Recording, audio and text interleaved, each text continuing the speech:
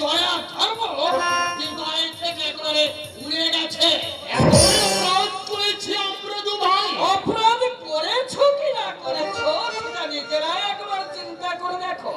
দূর থেকে একটা বাজারের মেয়েকে বিয়ে করে ঘরে নিয়ে একটু সংযত ভাষায় কথা বলুন। ওটা আমার ব্যক্তিগত ব্যাপার, তাও নিয়ে কথা বলতে আসবেন না আমাদের বাড়িতে। কোন গল্প করতে আসিনি বাবাজি, টাকার তাগাদায় এসেছি। অজ্ঞান মাসের মধ্যে টাকা দেওয়া আমাদের পক্ষে সম্ভব নয়। আমি যেন জমি ধান ছেড়ে দেওয়া আমার পক্ষে সব টাকা তুমি এখানে আর এক মুহূর্ত আমার পক্ষে এখানে থাকা সম্ভব না। হয় আমাকে বাপের বাড়ি পাঠিয়ে দাও, না হয় অন্য কোথাও নিয়ে চলো। কেন, কি হয়েছে? আমার বাচ্চা হয়েছে, এখানে কি মানুষ বাস করতে পারে? তাহলে আমরা কি মানুষ নই বাবা? আর কিছু করুন, আপনার সঙ্গে কথা বলছি না। জানা নেই শোনা নেই, মাঝখান থেকে ফোড়ন কেটে উঠলেন। আশ্চর্য, বর্তমান যুগে এমন জায়গা আছে আমি কল্পনাই করতে পারিনি। তোমাকে যে কথা বললাম মনে থাকে যেন, এর একটা ফয়সালা না হওয়া পর্যন্ত আমি কিন্তু চালক গ্রহণ করবো না। এই তোমার শিক্ষিতা আধুনিকা স্ত্রী, দেখেও শান্তি। বিশাল টাকা, আমার কিছু টাকার দরকার। আপনি জমি কিনবার একটা খরচা দেখুন, জমি বিক্রি করে আমি আপনার সব টাকা শোধ করে দেবো। ভিটে বাড়ি বিক্রি করলেও তো তুমি আমার টাকা শোধ করতে পারবে না বাবা। কি বলছেন আপনি? বুঝার টাকা বুঝার মতো কোনো কথা তো আমি তোমাকে বলিনি বাবা, না বুঝার মতো কোনো কথা বলিনি। হ্যান্ডনোটের মেয়াদের কথাটা হয়তো নিশ্চয়ই তোমার ভালো লাগছে, আর তার সুদ তাও অনেক হয়েছে। তাহলে অগ্রহায়ণ মাসের মধ্যে ভাই আমার অর্থ মিটিয়ে দেওয়ার চেষ্টা করবে। তাহলে হলে বুঝতেই তো পারছো আমার নাম কিন্তু ভক্ত।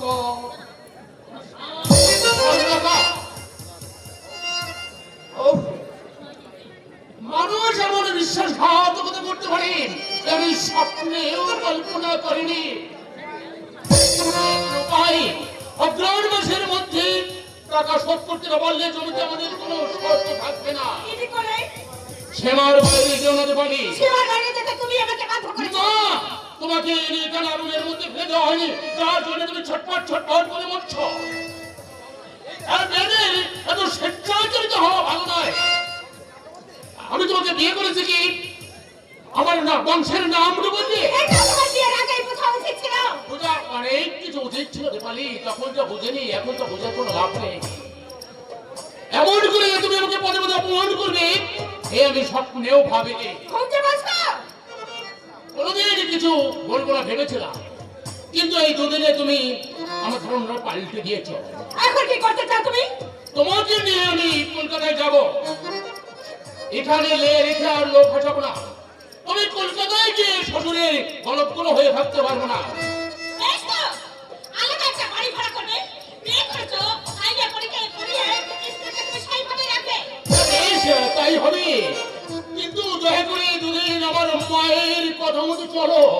বেশ, দুদিন, তবে দুদিনের বেশি 3 দিন কিন্তু আমি এখানে থাকতে পারবো না, মনে রেখো। কি নারী না নাগিনী,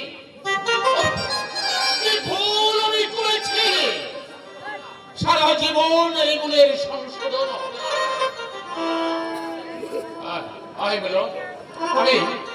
আমি তোর করে ভাবছিলাম রে ভাই, তোকে আমি কয়েকটা কথা বলবো, শুনে হয়তো দুঃখ করি, কিন্তু তুই বিশ্বাস কর ভাই, স্বেচ্ছায় আঘাত আমি তোকে দিচ্ছি না। আর এইটাই তোকে ভুল হচ্ছে ভাই, কিন্তু আমি বুঝি না, আমি বুঝবো না কোনোদিন, কারণ আমি তো অন্তরটাকে জানি রে ভাই। ওসব কথা বাদে কি বলবে তাই তুমি বলো।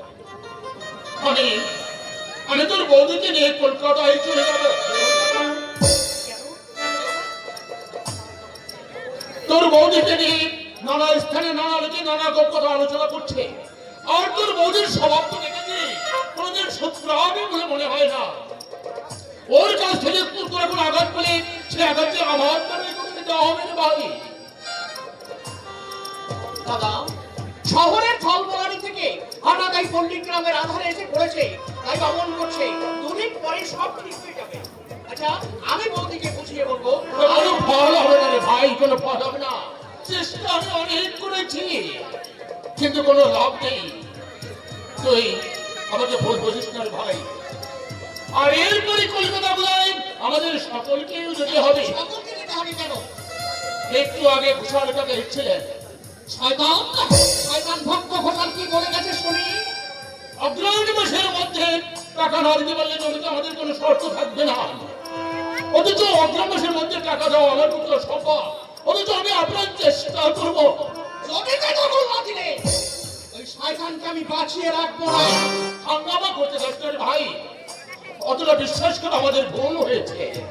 ভুল হয়েছে বলে মূর্তিতে সবকিছু সহ্য করতে হবে। সে শয়তানি করে আমাদের সমস্ত সম্পত্তি ফাঁকি দিয়ে দেবে, আর শয়তানকে আমি এমনি ছেড়ে দেবো। বৌদি এখানে থাক, সে যা চায় আমরা দু ভাই আপ্রাণ চেষ্টা করে তার চাহিদা মেটাবার চেষ্টা করবো। কিন্তু শয়তান, শয়তান ভক্ত ঘোষাল ওকে আমাদের সম্পত্তি ফাঁকি দিয়ে অনেক কিছুতেই সুখে থাকতে দেবো না। কিছুতেই না, কিছুতেই না। মানুষ রাগের বসে কি করে ফেলে তার কোনো ঠিক নেই। আচ্ছা, এখন কি করি?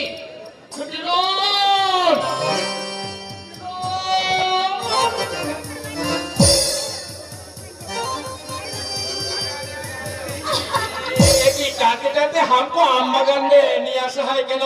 এবার তুমি যেতে পারতা হাই। কিন্তু কি ব্যাপার হয় হামকো এখানে আনার তোর কি উদ্দেশ্য হয়? একা একা আসতে বাবা নিষেধ করেছে, তাই হাই। এমনি বেড়াতে এলাম, বুঝেছো? তব কিউ আমাকে তাড়িয়ে দিতে হয়? একা একা আসতে বাবা নিষেধ করেছে। এইবারে থোড়া থোড়া বুঝতে পারা হয়। এখন তুমি যাও দাদা, হ্যাঁ, বাড়িতে হামকো থোড়া দরকার কি আছে। যাও তুমি এখন অন্য কোথাও ঘুরে এসো, যাও। দেখ মালা তুমকো কুছ বলনা হয়, পরে শুনবো দাদা, তোমার সব কথা আমি পরে শুনবো। লেকিন এখন তুমি যাও। লেকিন বহু দরকারি কথা হয়। এই শুনতে হয়, পরে শুনতে হয়, পরে। এখন তুমি যাও দাদা। কিন্তু সেটা তোরই ব্যাপার মানে বাবা।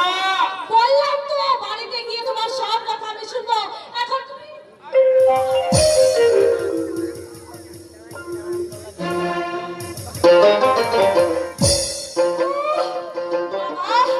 দাদাটাকে নিয়ে একদম করা যায় না।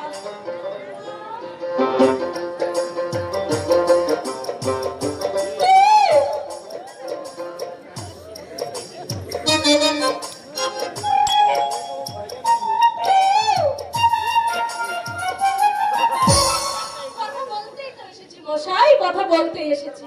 জানো বাবাকে আজ খুব ঠকিয়েছি।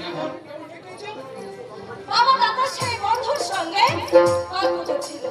আমি বললাম আমি দাদাকে নিয়ে দাদার সঙ্গে বেড়াতে যাচ্ছি। তারপর বিপ্লবকে নামতে নামতে এখানে নিয়ে এসে দাঁড়িয়ে দিলে কেন? এই যে বাবা কি বললো জানো? জানি। কি জানো? বাবা বলল সম্পর্কেও তোমাদের সঙ্গে নিয়ে যাবে। হ্যাঁ, আরো বললো মিলনের সঙ্গে বেশি মিলামেশা করো না বলো। এ মালাই, এ সে শালা আজও পাইনি। যাবে কি একেবারে শেকড় গেড়ে দিয়ে বসে আছে জানো? হ্যাঁ জানো, লোকটা না ভারী অসভ্য। আমার থেকে পিটপিট করে তাকায় আর মিটমিট করে হাসে। ছলে ছুটে আমার গা ছোঁয়ার চেষ্টা করে। এই তো কাম, বলা নেই কওয়া নেই, হুট করে আমার ঘরে গিয়ে হাজির। শালা তো ভালো পাজি। দাদার বন্ধু, তাই আমি কিচ্ছু বলিনি। অন্য কেউ হলে আমি দু কথা শুনে দিতাম। শোনানো উচিত ছিল বাবা, তোকে দু কথা শোনানো উচিত ছিল।